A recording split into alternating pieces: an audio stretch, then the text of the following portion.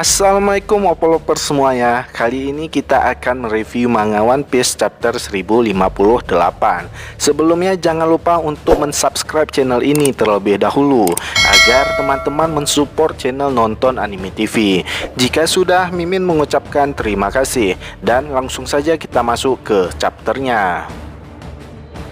Di awal chapter kita diperlihatkan kapal Sanigo sedang berlayar mengikuti arah log post dan berangsur-angsur meninggalkan Wano. Nami marah kepada Luffy karena keputusan Luffy terjun bebas keluar dari Wano.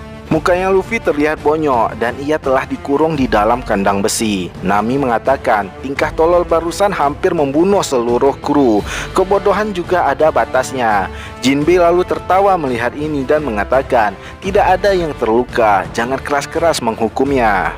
Nami marah kepada Jinbe dan mengatakan mereka harus selalu tegas untuk mendisiplinkan Luffy. Jinbe terkejut melihat Nami marah dan mengatakan Haki Housoku. Chopper mengingatkan Jinbe untuk tidak membantah Nami jika ia sedang marah. Franky merasa bangga karena Sanigo begitu tangguh setelah terjun setinggi itu. Hanya tiangnya saja yang rusak sedikit. Burung pengantar koran tiba. Robin mengucapkan terima kasih dan mengambil koran tersebut. Sanji dengan mata loh berlari ke arah Robin mau mengambil koran tersebut. Sayangnya Sanji salah sasaran dan membuat bounty mereka tersebar kemana-mana. Pembaruan bounty untuk pimpinan armada besar 5.600 awak Yonko Mugiwara beserta ke-9 komandannya. Chopper terlihat senang melihat bounty-nya naik. Ia lalu kesal karena bounty-nya cuma naik sedikit. Nami terkejut melihat kenaikan bounty-nya dan mengatakan ia juga mau memburu orang dengan bounty segini. Brook tertawa dengan kenaikan bounty-nya. Franky marah dengan poster bounty-nya karena wajahnya tak terlihat di sana. Malah gambar Sanigo yang tertempel di posternya Franky. Usopp begitu terkejut melihat kenaikan bounty-nya dan memohon untuk tidak naik lagi. Robin memberikan permen kapas kepada Chopper untuk menghiburnya. Sanji terlihat begitu kecewa karena bounty-nya kembali di bawah Zoro lagi. Sanji juga mengatakan persetan kepada Jinbe yang memiliki bounty yang lebih tinggi lagi darinya. Jinbe menanyakan apa Sanji tak apa-apa, apa ada yang salah? Maklumlah ya, Jinbe masih anggota baru di sini. Ia masih belum mengetahui kekonyolan kru lainnya. Zoro mengatakan, biarkan si nomor 4 meratapi nasibnya. Zoro dan Sanji lalu bertengkar. Sanji mengatakan, siapa yang kau panggil dengan nomor 4? Zoro mengatakan, jaga nada bicaramu dengan orang nomor 2 di kru ini. Luffy memohon untuk keluar dari tahanan karena ia begitu lapar. Di dunia baru, di pulau Empty Blobs, markas dari Yonko Buggy, para kroco tidak mempercayai jika Mihawk telah bergabung dengan sang Yonko. Ini benar-benar hebat. Di dalam ruangan kita melihat Buggy telah bonyok babak belur. Buggy menangis dan memohon ampun. Ia akan melakukan apapun, bahkan sepatu mereka akan dia jilati sampai bersih. Krokodil menarik rambutnya Buggy dan Mihawk menodongkan pedangnya ke leher Buggy. Krokodil mengatakan Cross Guild seharusnya di bawah kepemimpinannya dan Takonomi. Jadi kenapa sekarang malah dipimpin oleh dirimu Buggy? Buggy hanya bisa meminta maaf atas soal itu dan mengatakan itu bukanlah masalah yang besar. Mihawk mengatakan mungkin hanya dirimu sajalah di dalam sejarah menangis meminta ampun setelah diangkat menjadi Yonko. Membunuhmu sekarang bahkan tak bisa menembus kesalahan ini. Krokodil mengatakan ini lebih buruk dari penghinaan. Tak ada kata yang lebih tepat untuk ini. Buggy lalu memohon ampun kembali. Mihawk mengatakan jangan meminta hal yang mustahil. Mr. Tree muncul dan mengatakan, oh bos, senang sekali bisa melayanimu kembali. Buggy marah kepada Mr. Tree dan mengatakan, Galdino, tega sekali kau mengkhianatiku. Mr. Tree menjawab, seingatku aku tak pernah bergabung secara resmi dengan krumu. Dasar badut.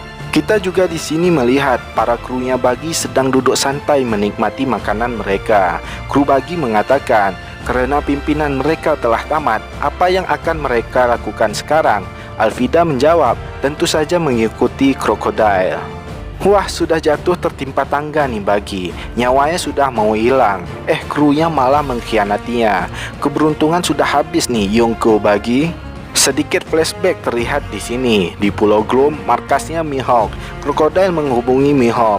Krokodil tertawa dan mengatakan, "Aku dengar kau telah kehilangan gelar Shichibukaimu, Takonomi." Mihawk menanyakan, "Apa maumu, Krokodil?"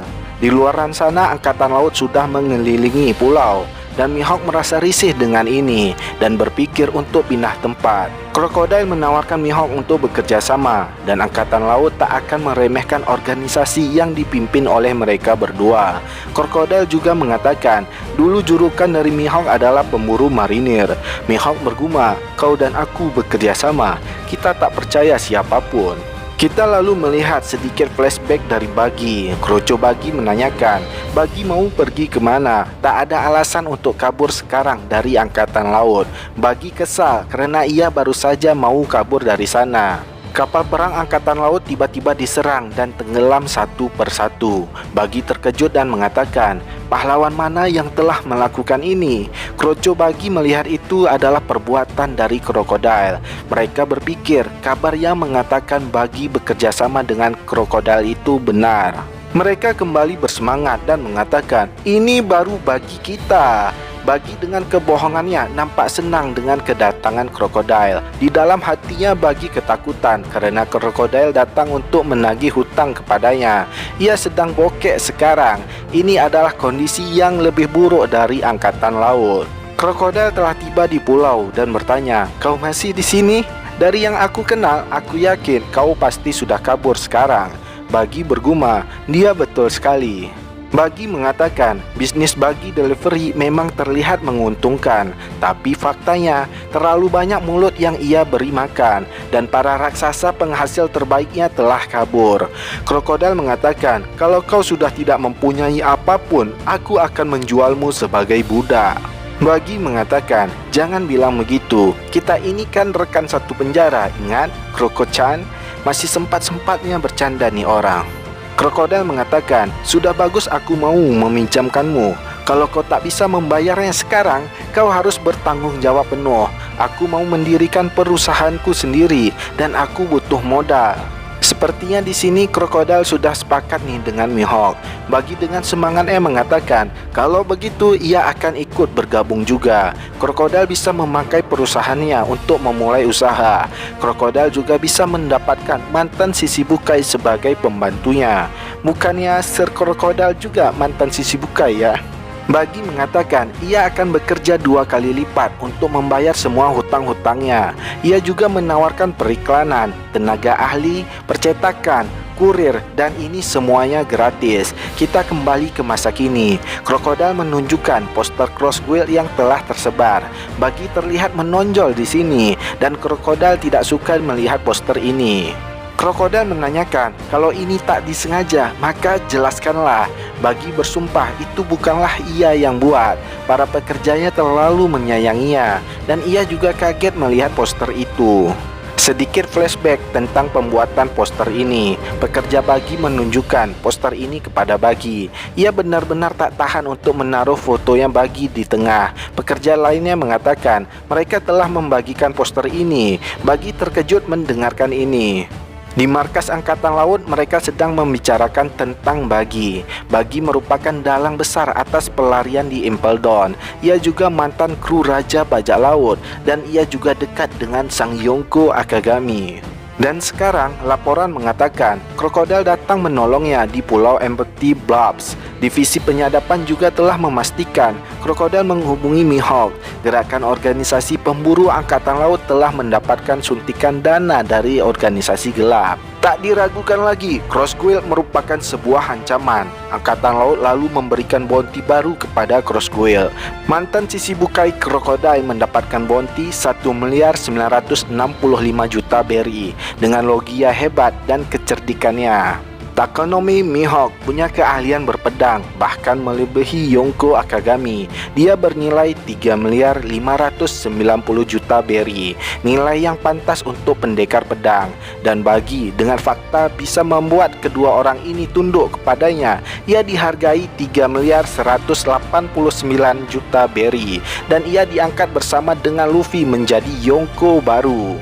Krokodil mengatakan, "Jadi Yonko, Kau mempunyai nama yang besar ya badut. Bagi meminta maaf dan ingin menjilati sepatunya krokodil. Mihawk mengatakan melihat situasi dari sudut yang berbeda, menyuruhnya memikul beban sebagai seorang pemimpin bukanlah hal yang buruk. Contohnya aku sendiri tak ingin mendapatkan gelar Yonko selama aku masih bisa hidup dengan damai. Krokodil menanyakan, yang benar? Mihawk mengatakan, biarkan saja dia menjadi targetnya. Kita bisa membuangnya kalau diperlukan. Krokodil mengatakan, betul juga. Bagi Mihawk dan krokodil keluar dari ruangan dan bertemu dengan pasukan mereka. Bagi mengatakan, mereka mendirikan Cross Guild ini sebagai persiapan era baru. Aku akan memperkenalkan eksekutif baru kita. Para pasukan meneriaki nama-nama mereka dan mereka terharu melihat Bagi sampai menangis. Di dalam hatinya Bagi mengatakan, bagaimana dengan nasibku? Di kerajaan Kamabaka, petinggi pasukan revolusi telah kembali bersama dengan Kuma, kecuali Sabo. Karasu mengatakan kejadian itu terjadi setelah mereka berpencar, tapi ia tetap percaya kepada Sabo. Dragon hanya diam sendirian saja. Koala memanggilnya, Dragon-san. Dragon mengatakan, aku senang ia tak apa-apa. Tapi kalau benar ia telah membunuh Raja Kobra, dia tak akan kuampuni apapun itu alasannya. Dragon lalu bertanya kepada Kuma apa yang sebenarnya telah terjadi. Kuma sepertinya masih terprogram robot dan hanya mengatakan, saya siap melayani Anda, Tuan. Denden musik tiba-tiba berbunyi. Para pasukan penyadap angkatan laut telah siap menyadap pembicaraan ini. Koala mengangkat panggilan itu. Ini aku, Sabo. Nah, demikian dulu preview panjang dari nonton anime TV. Jangan lupa untuk mensubscribe channel ini, like video ini jika kalian menyukainya, dan tekan tombol dislike jika kalian enggak menyukainya. Terima kasih telah menonton video ini. Kita ketemu lagi di video kita selanjutnya.